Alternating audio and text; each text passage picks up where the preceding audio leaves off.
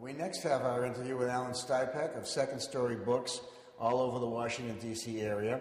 And Alan, could you just fill us in on your background, where you were born, brought up, schools, what got you involved in the book business, why you opened an open store, etc. Just ramble on and start at the beginning. Okay, I was born in Brooklyn in 1950.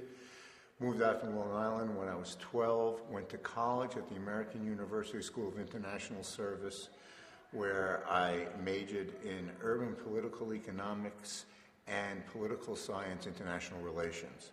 My intention when I graduated from my undergraduate, my intention was to go either into the CIA or into the State Department.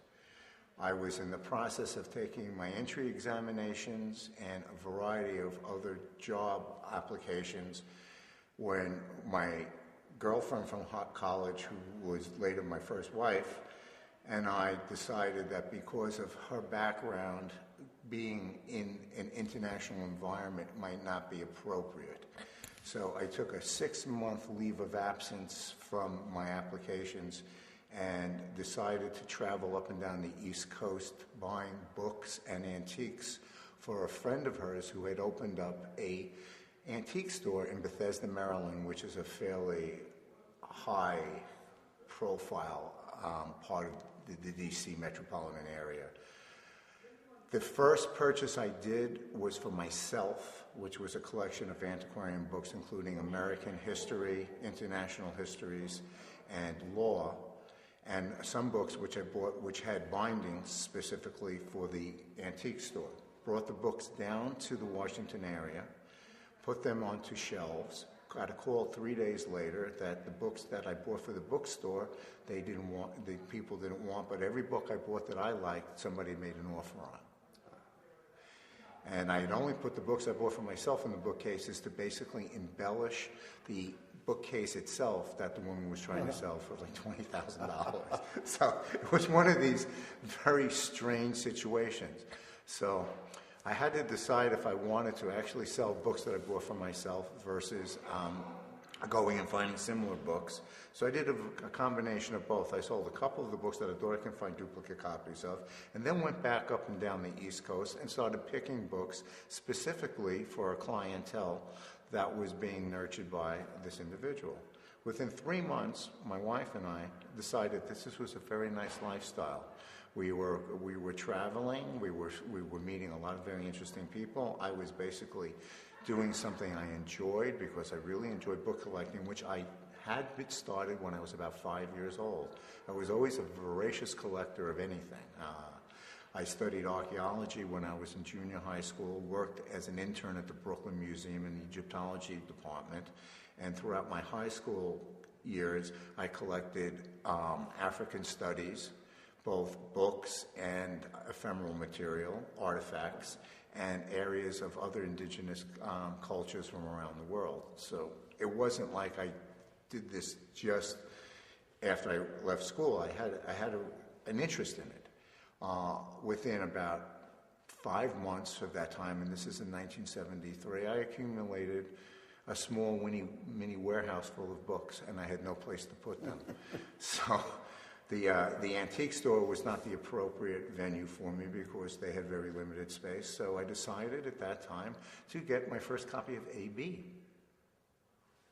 And I started sending out postcards from a second story or a second floor apartment in an 18-story building. My sales were not significant, so I decided to then start taking some books to a local flea market where I started selling them by the box or in boxes. And that became a fairly lucrative income. Then I started going to estate sales, and the defining moment in Second Story Books was when a fellow ABA dealer named Paul Collins in 1974 opened up Second Story Books on the second floor on Connecticut Avenue. Within a month or two, he was very dissatisfied with being a retailer, and at that time we had bought and sold a couple of collections together. Said, would you like to buy the bookstore? I told my wife at that time that I said I made a vow I would never be a retail bookseller. In about 3 minutes, I made the decision to become a retail bookseller, got a loan from a local bank. And this was a Friday afternoon, went to my bank, told them that I needed to get a loan, and on Monday morning, the loan application was approved. This is, remember, 1974, when things could actually be done. Yeah. And I told Paul, I paid Paul for the store, lock, stock, and barrel, and I became the owner of Second Story Books. And that was the first retail store I had. And then it just evolved from there. My high watermark of ownership was 6 stores simultaneous in the Washington, Baltimore area. And now I've pared down, this is 2009, now I have 2 locations in Washington. I just recently renovated my DuPont Circle store, which I opened in 1977, which is probably one of the best retail locations in the country for books and has the right clientele. There's the combination of residential, commercial, that has most of the think tanks are right around there, Brookings, the Cato Institute, a variety of different important institutions that are used academically and policy directed. So we have the right clientele, and tourism. And I just renovated the store, put a considerable amount of money, I might say my kids' college education funds have now been dedicated to the store, and I made a decision that I'm going to maintain the store probably for the rest of my life. My other bookstore that I presently have is my Rockville warehouse, which has about 25,000 square feet. I've never counted the books, it's never been an issue about quantity, but I am going to redefine that location in August and pare that down to about half the size, maintain a fairly credible internet website, both on Amazon and the regular internet search engines, A-Libris, Abe, etc., with a dedicated inventory of somewhere between 1 and 300,000 select titles. We're not interested to carry repetitive inventory inexpensively and simultaneously maintain the high-profile, rare, and used bookstore on DuPont Circle. The other direction that I've gone in since about 1980 is I joined the American Society of Appraisers in the early 80s and became a senior member with a discipline dedicated to books, manuscripts, and autographs. And presently I appraise probably about 75% of my working days dedicated to appraising. My clientele includes the Library of Congress, the Smithsonian.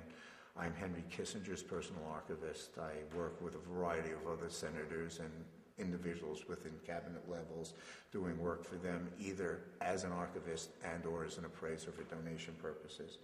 I work with a lot of the major institutions, also a lot of the colleges, and I found that in all the years that I've been working, this is probably the most satisfactory part of my career. Not only do I get the opportunity to talk to very important people in the sense of their positions in our society, Nobel Prize winners, scholarly individuals. I also am partially involved in actual ongoing history, and I also deal with past history and past academic and substantive areas in medicine, a variety of the other sciences. So it's a full plate, and I'm pretty sure that it's going to be everything. This will stay the same until the time I go wherever you go when you're gone. You know. Talk a little bit about your internet experiences. Were you an early interneter? Did you come lately? Did you find it difficult? I'm embarrassed to say this because I believe it's true, but I don't want to pull an Al Gore that I invented the internet.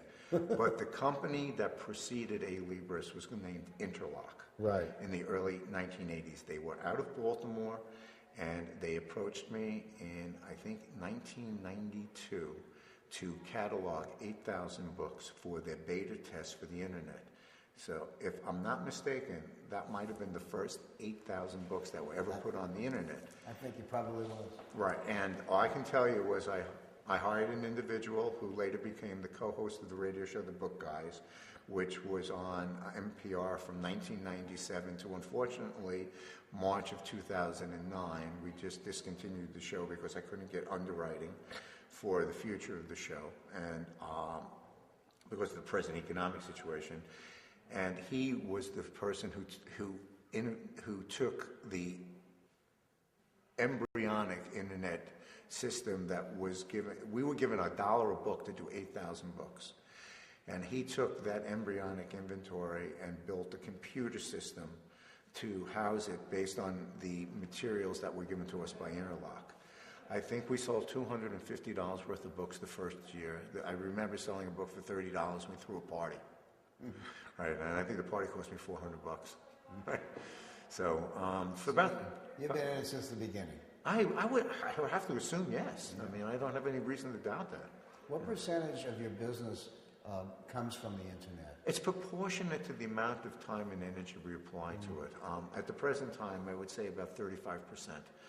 And that's only because our staffing is restricted to X amount of people, and having 2 open bookstores, doing the appraisals, fulfillment of purchasing and the obligations to the store, we have probably at any given time 50 to 150,000 books which sit dormant, which haven't been processed. If I integrated a larger staff that I felt were qualified to recognize the value of the books and properly catalog them, I would assume our internet sales would increase proportionately. Yeah. And at this point, because of my reconstruction of Second Story from a 6 open shop store to a 2 open shop store concept, the internet will take more priority than what it did in the past. So my assumption is that at this point, about a third, it probably will go up to about a half. And that's my future prospects are as far as how I want to approach the selling books in the 21st century. Talk a little bit about the book, guys. Even though you've just mentioned they've been discontinued, it doesn't mean it's over with. No. Why don't you start with the beginning? How did it begin? What happened over the period of time, some of the accomplishments, and it's a great program, and I think people should know about it. Okay. In 1980, my co-host Mike Cuthbert's wife came to my main location, which at that time was in Georgetown, D.C. And embarrassed to say this, I had a snake for a pet. I had an 8-foot Burmese python. And she came into the store, and I was upstairs in my office, and I had the python around my neck. And I also have a dog, or had a dog at the time, which was my faithful, loyal companion. And I had a parrot. And so she came upstairs, and I had a dog sitting next to me, a parrot on my shoulder or on the side, and a snake around my neck. I would have left. Well, she called up her husband, who was a radio talk show host on, at that time, on NBC, on NBC, and said, "You got to meet this guy. He owns this really great bookstore, and he has a snake. He has a pet snake." So, I did a show at 10 o'clock at night in the local NBC studios on book collecting. In radio parlance, there's a term called a full board. If you have a call-in show, and all the lights light up, that's a full board. That's heaven for a talk show host. That means people are listening. Yeah. Within 1 minute, we had a full board, and I answered in an hour about 35 questions. I couldn't answer the questions fast enough. And Mike said, "We've never had this before. We've never had this kind of interest other than in a calamity where people are calling. Yeah. This is a soft show. It's not a hot show, which is politically related or something which could be confrontational. This was a nice, easygoing show." So he said, "I'd like to have you back again as a guest." So over a period of about 8 years, he was on NBC. Then he went on to on to NPR, WAMU, and then he went on to another station. I was a periodic guest. Every single time, the show did exceptionally well. He'd invite me back. We'd have the same situation. In 1990, we discussed the possibility of collaborating together and creating a show called The Book Guys. At that time, there was a show called The Car Guys, which had just started. Yeah. So we were thinking about calling The Car Guys and doing back-to-back The Book Guys and The Car Guys. Mike got an opportunity to go up to Boston and work for RKO. And be the talk show host there. And he said, would this be a problem if I went up to Boston and took this job and didn't do the show with you? I said, "Mike, listen, this is a golden opportunity for you." He said, you have no choice. So we went up to Boston. It didn't work out with him in Boston. He came back a couple of years later, as I said before. He then became the person who created my first computer system for the internet books. And in about then he got a part-time gig as a talk show host on WRC, in Washington, which was the NBC affiliate he had been working with when I originally met him. So I did a show with him in RC, same situation, full board. Even the weather telephone number was being called into for people asking questions. So then we went to AMU, and we did a show for C-SPAN. And we got, no exaggeration, 2,700 phone calls. I had gone, the day afterwards, I went on vacation for Easter, and I was having people calling me from Mexico, from Canada, wanting me to answer questions about books. So I said, Mike, we got to resurrect this. So we decided to form a partnership. I underwrote the show. And in 1997, we went public with the show on 50-yard stations. That show stayed for 12 years. And we simultaneously would do shows on C-SPAN, 2 to 5 shows a year, depending on their interest of our client base or our guest base. And the show always was successful. The problem that happened with us with the book guys was a combination of NPR's corporate side taking over production of all the stations and demanding that the stations carry their NPR-produced shows versus independently produced shows, of which National Public Radio was originally created for.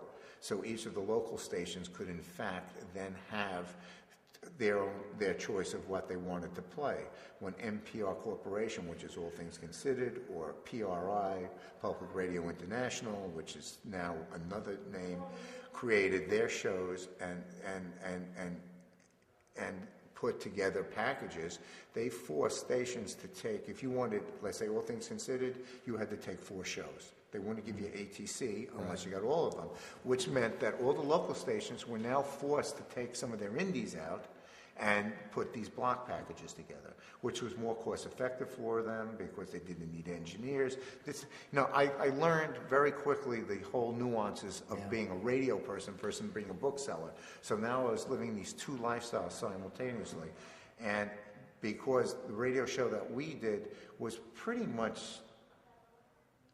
dedicated to an older audience, as NPR started to see they were losing part of their audience, not too many young people, we weren't getting a lot of affiliates to pick us up. Underwriting the show was okay as long as I felt that there was some kind of return on it, either doing live appearances or getting collections or somehow getting the nature of the book out to the public. But with this current economic situation and the fact that now both of my girls are at college level age, I had to look to the harsh reality of economics, which is I have to put up $100,000 a year to put my girls through college.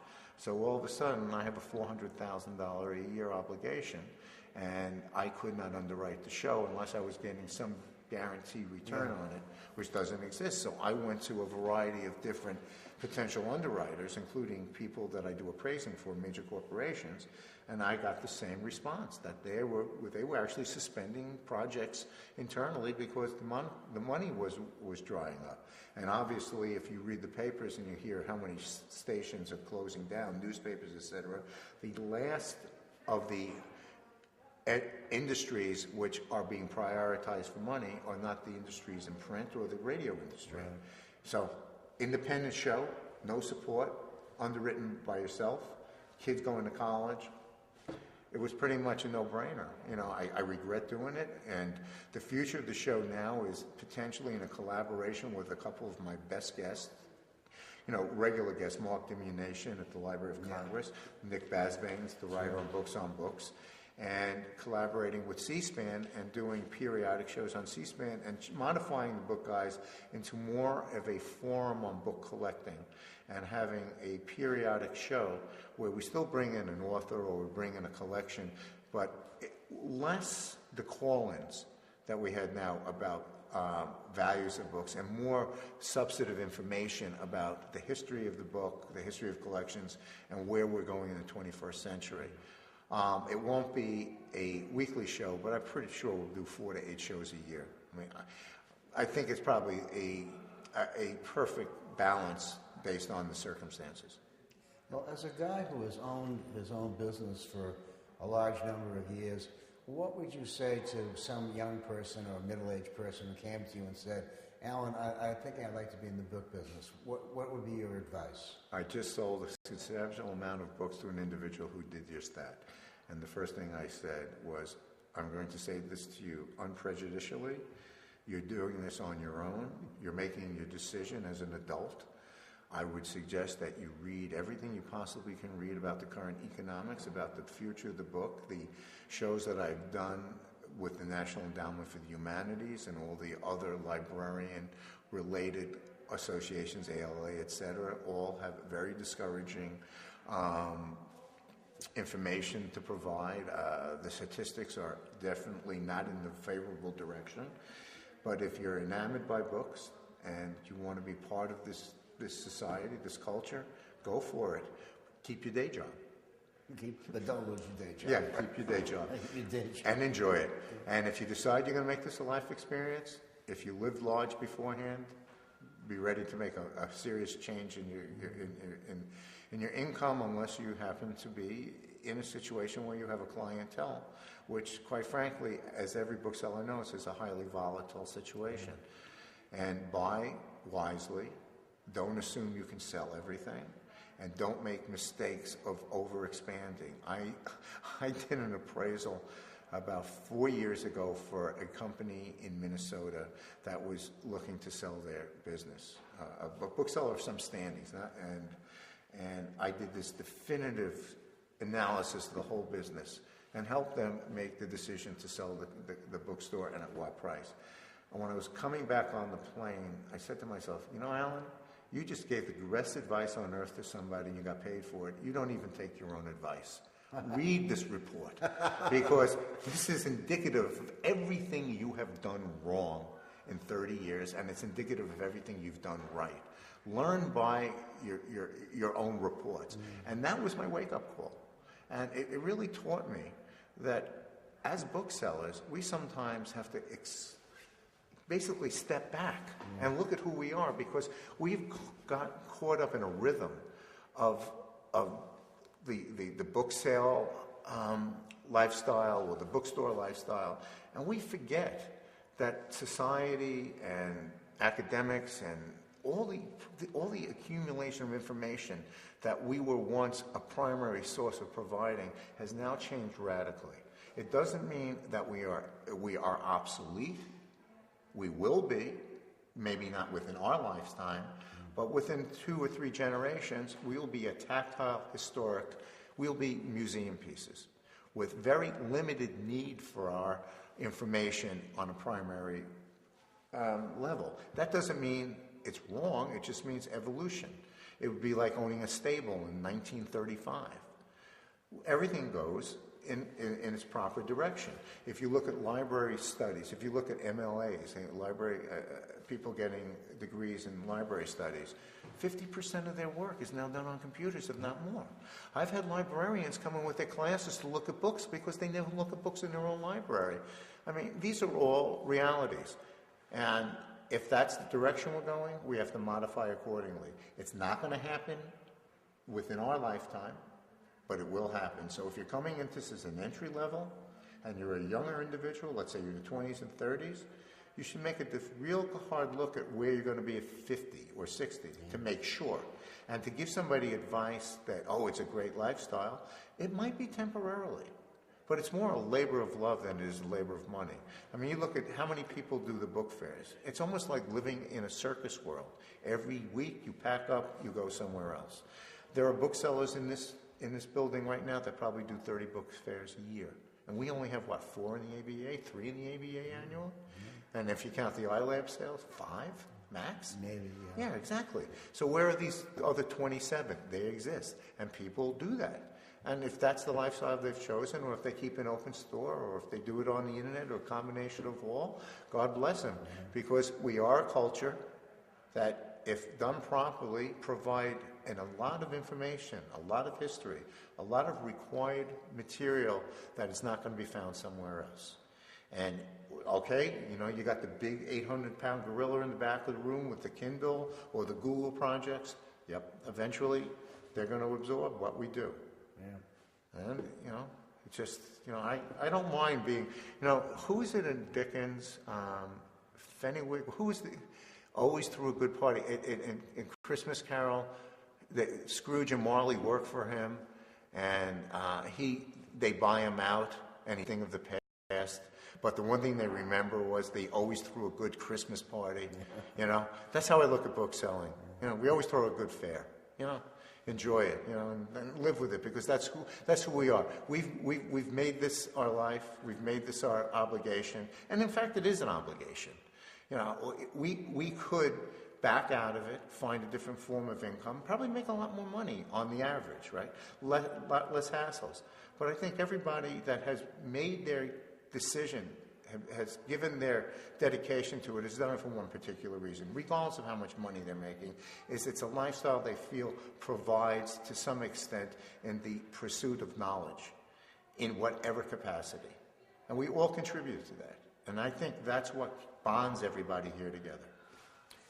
In the few minutes we have left, when you first started in the trade and during your early years as a bookseller, were there mentors, people who you looked up to, you got advice from, or that helped you? And on the same token, are you having to be a mentor to some booksellers nowadays? Sure. When I first started, I looked up locally.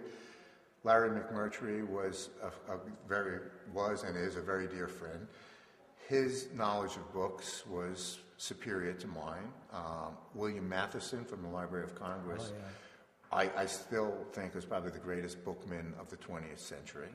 He was a man who just had more than one synapse of his mind than most of us have combined.